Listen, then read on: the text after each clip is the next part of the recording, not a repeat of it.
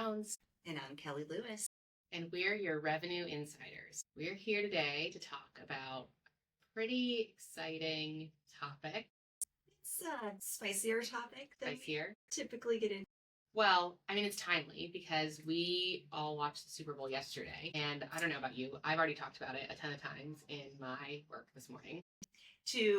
Just so you all know, we're both in Seattle, if you didn't already know that. Go Seahawks. Go Seahawks. Yeah. So, big day. Everyone's planning their parade for later this week. The kids getting pulled out of school, all those things. But I feel like everything I talked about besides like Go Seahawks, congratulations, has been the halftime show. Yeah, absolutely.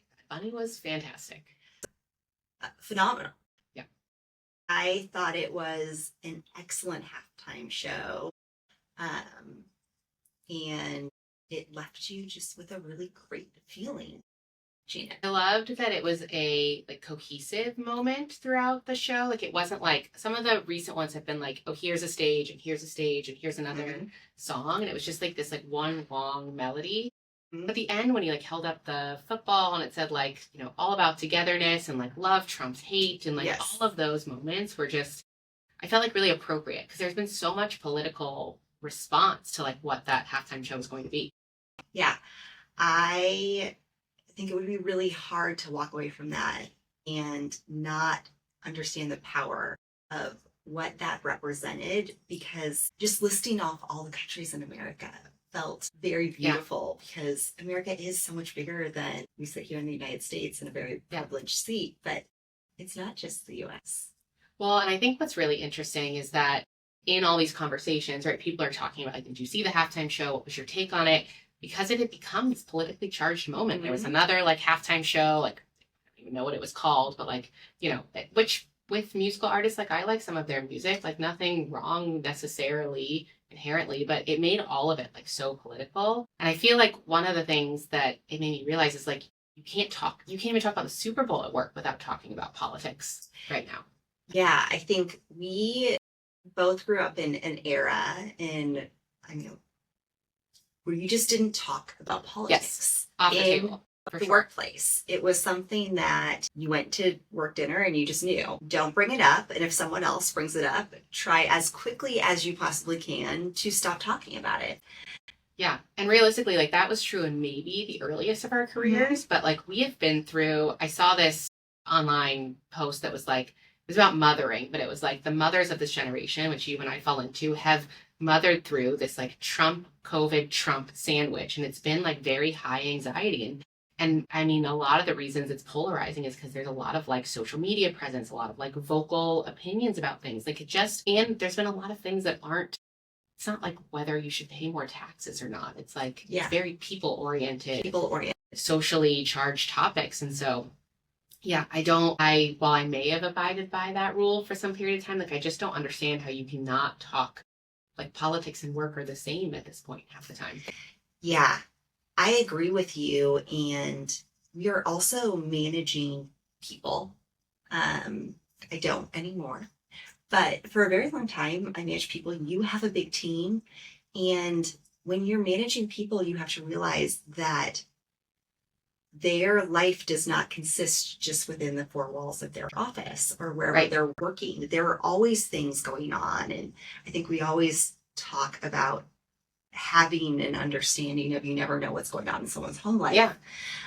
But when these politically charged moments are happening, I think it's even heavier. And there's a need to create space and safety for your employees. Yeah, if you think about Patrick Lencioni's model of the 5 dysfunctions of a team, psychological safety is number 1. And I don't know, as a people leader, how you even begin to create that if you pretend all of this doesn't impact people. And even if they're not, even if it's not a world where their loved ones are being actively taken away from them or there's confusion about their direct neighbors, they still feel I feel impacted by the things that are happening. It still creates stress and anxiety. How do you show up? Or, I want to take this day off to go protest. And what does that look like for work? Am I safe to go do that? So I think it is challenging for a people leader, but even for anyone in their job, you have to be able to carve out the space to take the time to not just process, but potentially be an activist or do the things that you need to do to feel good about forwarding, moving forward anything going on in the world today. Yeah, I also think there's moments where you're sitting in a room talking about a new Salesforce process, and Never people get happens. heated Yeah. on some of those topics, and you're like, does this really matter? Yeah. In the scheme of things, I think you've got people that are sitting in that room struggling to put 100% towards the Salesforce problem because ultimately there's so many bigger things happening in the world today. Yeah.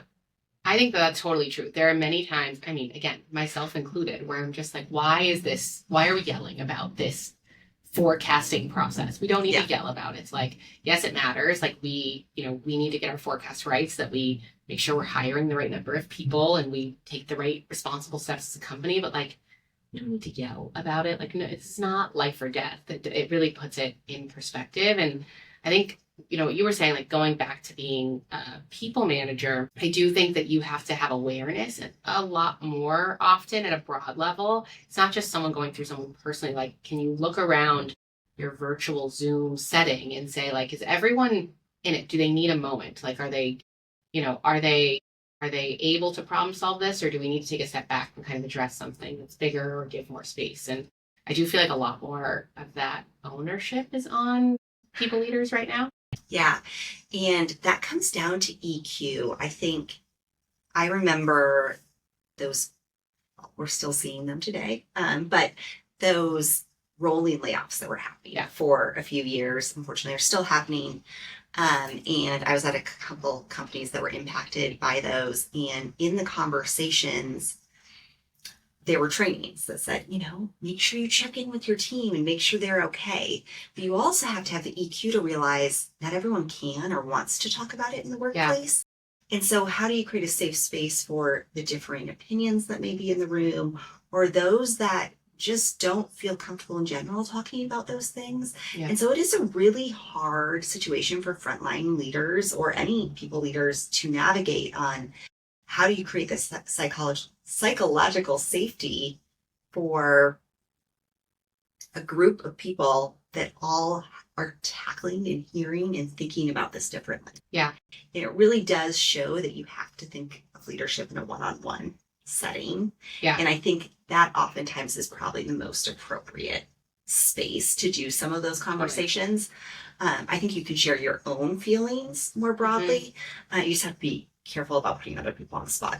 Yeah. So you've been doing a lot more coaching recently. So I'm really interested in your thoughts on this specifically. One of the things that I have found interesting is that what you just mentioned, where like we have rolling layoffs or big company changes and like the talk track is like check in on your team, like be available with them, make sure they're okay. But what does that really mean? Like what is the leader's responsibility to check in on someone? Because in my experience, for a lot of people, and not all leaders have high EQ, it's a skill that you need to develop and work on. That just means like, hey, are you doing okay? How's everything going? You managing through everything going on? And you're not really checking in on someone. Like you're giving them like a slight open door and then you're closing it because you're like, okay, I checked my box. Like I checked in on people. Like what does a good leader look like when they're checking in on their employees, whether it's a big company change or just like the political landscape? I love this question. I think there's two things I want to address before I answer the question. Okay. One is you have to remember you have multiple layers of leadership. I think one of the hardest things or the things that I see happen the most is those middle managers get left out because it's just assumed you're middle management. You're not a frontline leader. You know how to handle this. Yeah. You are okay. Yeah. I'm paying you enough for you to be okay. You are fine. Yeah. So we're not going to worry about you. We're past the check-in phase. Like you have committed and it's your job to support everyone. I remember going through some of those changes and being like, someone going to check in on me? Because I'm not okay. Yeah. I'm not okay at all. But it wasn't happening because it was just assumed that anyone above a frontline leader didn't need that. So I want to say that this conversation goes to all levels. Yeah. Not just those frontline leaders. And then my piece of feedback here or my coaching here is to have the conversation, but don't just ask how you're doing. Because it's kind of like, how's the weather? How are you doing? I ask oftentimes, or I get asked how I'm doing at the beginning of every call. Yeah. And so it doesn't create space to actually share how you're doing. Okay.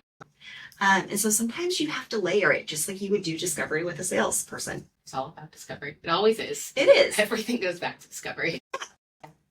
Talking about your workload and the projects you're managing. Okay. And are you having the right conversations? Do you have the space to do those? Okay. And then as you have those conversations, you can test how personal they want to get and how personal they feel comfortable going with you. I also think you have to be fully prepared for people on your team to have different opinions. I struggle with this sometimes as an empathetic leader who is crushed by what's happening in the world, and as a mom of young girls. And I have to recognize that not everyone on my team may feel the way I feel, and I can't project my emotions on them either.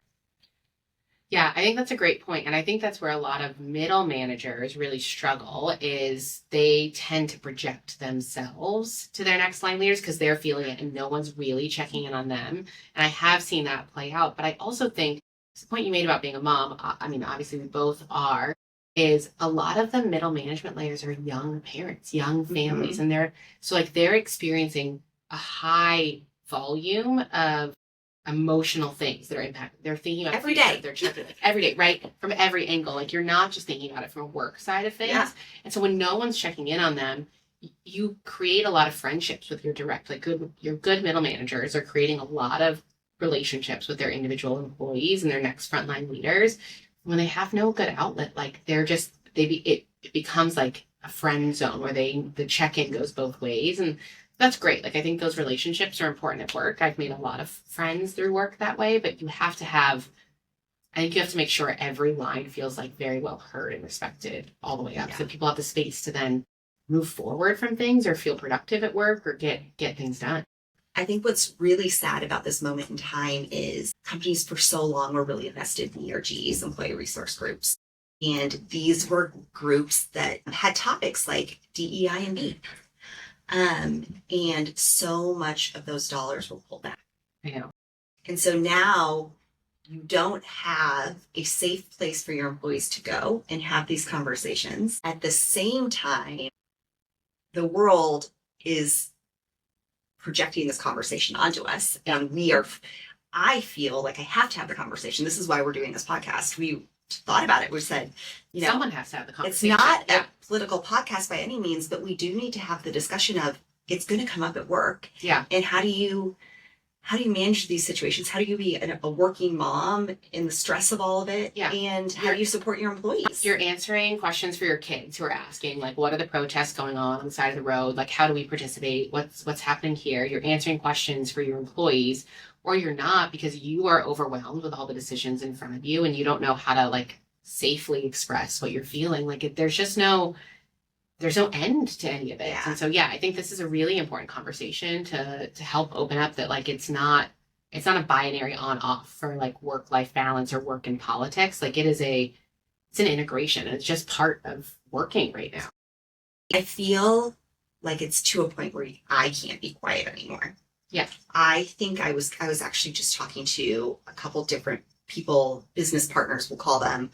And I was having the discussion and they've said, I'm just going to stay silent on everything. Like I have some strong feelings, but for my business, I think it's safe that I stay silent, and I completely respect that.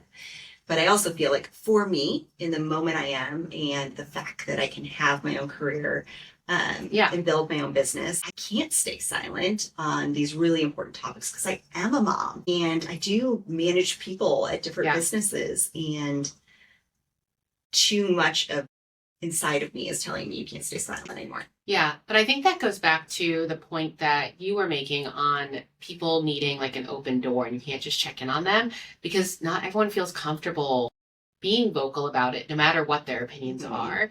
And that has to be okay too. People have to have the space to be who they are at work, to be their most productive selves, and just forget work. They just need to be people, and work should respect them as a human being. Like that's when you're in a great place to work. And so I think you have to be able to lean in and say, it's okay that this is the extent of what you want to talk about, but it's also, you need to know that I'm here when, if something comes up or if you need support or whatever that looks like. And it's why getting, you have to be careful of the group dynamics. It's not everyone is processing things the same way. Yeah. or just aware. I mean, even in our friend group, we have friends that are very aware of everything that's happening on the world. And I wake up and the first thing I do is listen to the news on podcasts. And then we have friends who don't check in to the news maybe once a month. Yeah. And so there's just an awareness of what's happening and what people are seeing and reading. Well, and the speed at which things are happening, like it's exhausting. You can be on top of the news and watch a podcast every day or whatever your means is, and you will still miss a dozen things that happen. Totally. What is going on in Minneapolis, like you just take a nap and like all of a sudden you've missed like a major moment. And if you don't just get online that afternoon, all of a sudden 24 hours have gone by and you've missed a bunch of information. And so it is hard to like even think about just processing the speed of what's happening, let alone like being vocal about it and supporting it. And so I do think everyone just has to find like where their voice fits, and from like a leader perspective and a work perspective, like you have to be able to analyze like what you can give to work, how you fit in, and as a leader, like how can you support people. So again, like there's so much going on. And then I would just add that you have to enable all the levels of your leadership team. Yeah, I think that's a great point. I do think I'm in a smaller organization now, but even thinking back to DocuSign days, it was very much like, here's the top level plan, and then here's like what the ICs need to understand or know. And that middle like cascade that it's often called just misses the nuance that's needed in between. I often hear, and I've said this before too, leadership's really lonely. Yeah. And it is. As you get more senior in an organization, people don't check in. They don't ask questions. They're paying you to not ask you questions, I think is what they think. Yeah. And so pay attention to your peers too if you are in leadership. Yeah. So if you're in leadership and you're feeling this way, like you don't know how to support your teams, whether they're leaders or individual contributors, and you're missing this cascade nuance from the top. Like maybe it's happening in exec room, boardrooms, but you're not getting it.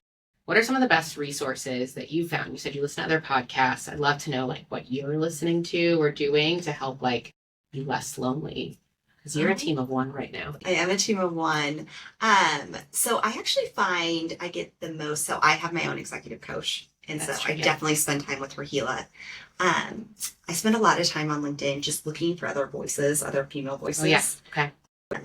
And finding those that are really comfortable in their own skin, I think that gives me the confidence. Yeah. I don't know that I found a particular podcast that touches on this topic exactly, but that's kind of where I'm getting my inspiration. I've been talking to people like you too. I think it's really helpful to use your own network. Yes, for sure. I think you have to find the people that you trust around you to have the conversation. So you do have people to lean on. It's not always your leadership or like a specific set of friend groups, but I found writing really helpful in the last few weeks, like just to get my thoughts out. And then people have organically responded to that. And that is a little less lonely because it opens a different type of door instead of me going to someone and saying like, do you want to talk about this? Like putting my own thoughts out there, like you said, in a broad format instead of one-on-one, enables people to be like, I actually feel the same way. Can we have a conversation about that? Or like, I didn't realize I could approach you about that topic and I'd love to talk about it more. And so that's been like I've looked at it a different angle and it's been really helpful for me, I feel like right now. Yeah, no, I'm really proud of you for the writing. I'm not a writer, but I'm proud of you for writing. I don't know that I'm a writer, but I'm writing. It's a verb. That's fair. I also just think just saying something that opens the door. Like I often, when we were in the COVID era or in the layoff era, unfortunately, I would just make a comment, like, I'm not feeling great today. It was tough. I lost some sleep last night over all of this. And it wasn't, I think there's always the fear like, oh, that makes me look weak. And I actually took it as I'm having the strength to tell you that if you want to come to me, I'm there too. And I often found just by dropping those little hints, then people that were comfortable in those one-on-one situations. Yeah. And I think that there are probably leaders out there that might see you say that and think that you are weak. That's a reality. Totally. Like, let's not pretend. Everyone is an empathetic leader. You don't want to work for those people. No. I don't want to work for those people. And so if that's what it exposes, no, you don't need to go leave your job the next day. Like not everyone is able to do that, or most people are not able to do that. I'm not able to do that. But it does give you insight to say this isn't the right leader for me. And maybe that's something the company can fix. And there's a different, same company, different leader, different team. Maybe that's the leadership style your company reinforces. And it allows you to then think about, in my next role with my next leader, what am I interviewing for? What do I want out of that? That was a big experience I had in COVID, was realizing where there was empathy and where there was not, and really forming my own opinion of what a successful leadership team that I worked for looked like. Yeah. And so I think, you look for the leaders that lean in like that. I love that, you have that perspective. Not surprising, we share it in any way. But I do think, if you're not getting that out of your leadership team, or you're getting that response that it's, inappropriate, use it to form your own point of view on what a good leader looks like. I hope, if you're listening to this episode, the one thing you get out of this episode, if you are feeling like we're feeling, is you're not alone. And it is. You're navigating a tough world, especially if you're a parent or a caregiver. It's heavy right now. It feels, I'm constantly exhausted by the mental load of it all, not just the mommy load or the workload, but the carrying all of my thoughts around about this. And I think I would also say, if you're listening to this, you are a full person, and you don't, compartmentalizing is great, and you should do it for your own sanity's sake, but you don't have to. It is okay that these things bleed between work and life and motherhood or parenthood and politics. At the end of the day, you are a person in a full sense. And so it's okay that you ask that the people around you treat you as a full person. Yeah. It's a totally reasonable thing to expect. I hope that we see, out of all the things going on and all the things I wish for a better world, that at a minimum we see people starting to treat their team members, their peers, as whole people. Whole people. Because we will be a much better workplace when that's true. I'll end on one fun fact I just saw, that when people have a best friend in the workforce, their productivity goes up 70%. Did you send that to me? Maybe. Okay. Or I saw it Probably. too. Oh, maybe. Okay. Yeah, I believe it. It is much easier to be productive when you enjoy The people. what you're doing and who you're doing it with. So I think that should always be something everyone is able to strive for. Absolutely. Thank you for listening in. Thank you, everyone.